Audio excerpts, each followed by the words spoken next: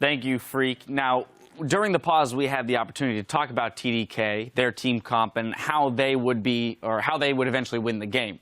We did not have the opportunity to jump over to the other side of things, look at Enemy and what win conditions they had as a team, because we saw them make a fair number of moves directly after that pause to claw their way back into it. Yeah. They had an opportunity to win a clean game. They did not do that. It was a very messy win. But to your question, yeah, they had the lack of wave clear, but you can make up for that when you have kill pressure on multiple lanes. And with LeBlanc and Aurelia, there was no one on the map that was fed enough to deal with them. Aurelia doesn't actually need to get that far ahead of Rumble or anyone on that team to be able to be a legitimate split push threat. And that's basically what they were doing. It took them time because they didn't have wave clear and because they were sloppy, but those were their win conditions, and they accomplished it early. Yeah, and if you pull somebody into that lane like the Orianna or like the Rumble, it's like, well, you need that piece in the team fight to win the team fight. You need that large portion of damage to actually fight that other member. Yeah. So if he was able to do that, it's successful. And you saw that a couple times where TDK was torn. They're like, do we fight 5-man at Baron? Do we risk that? Or do we at least deal with Flare's bottom? And they kept choosing, we need to stay together as a composition, and they kept giving up turrets off of that. Yeah, those big moves that we saw were things like the Aurelia TP bottom, securing a kill onto the Thresh, the Bard roam mid, picking up a kill onto Bishu there. You know, those few kills were what kind of gave them that gold, those small leads that they needed on the right personnel in order to then set up the pressure that we saw late.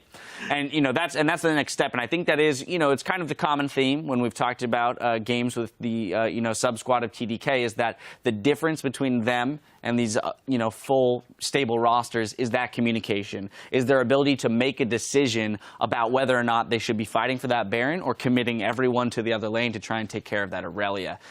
You may hopefully, given the fact that they have been prepping and scrimming with their main squad, when they return, it will be something that they can do. Yeah. They're not too far behind these teams.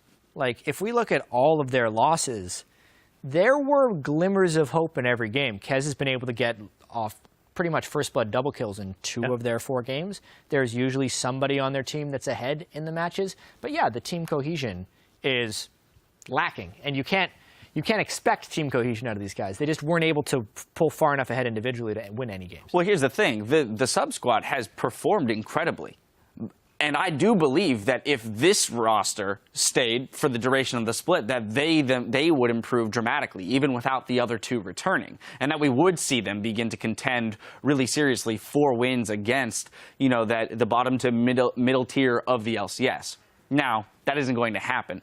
What I do want to look at, though, is one of the fights that we had in the game. We're going to go about 39 minutes into the game. This is actually a fight that TDK won, but it pretty accurately represents what we were discussing before in the way that TDK wanted to approach fights. Yeah, everybody's hyping up Bard right now. This is the Bard play, but it's the misplay here, because he's going to hit Latman with his ultimate, and it's going to stun him up for 2.5 seconds. And that actually just gives everybody a reposition chance, because Inox walks up to Latman as if he's going to burst him, and then he doesn't have the opportunity to. You're going to see it right there. After that, Inox is in position. He's like, oh, wait, I'm ready to burst. And it's like, wait, no. Yeah, it's like the Great Bard bait, because they still want to kill Latman. But the other thing that's coming out of stasis is the turret. So basically, Trashy dies to the turret in order to kill Latman.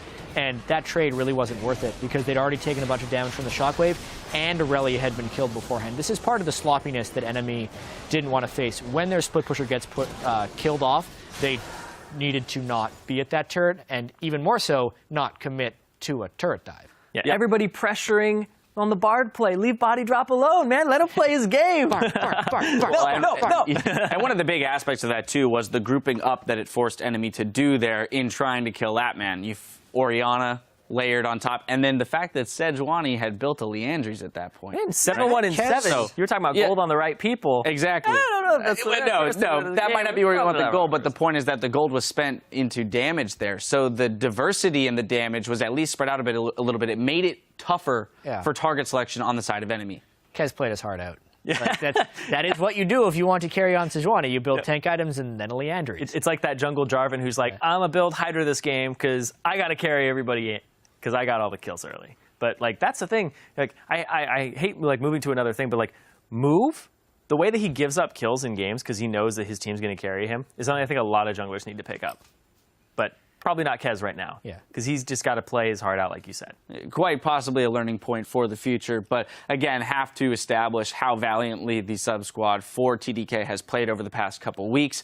Congratulations to Enemy on that win there. Coming up, Team Dignitas will try to continue their climb up the standings when they face off against Team 8. The action continues after this.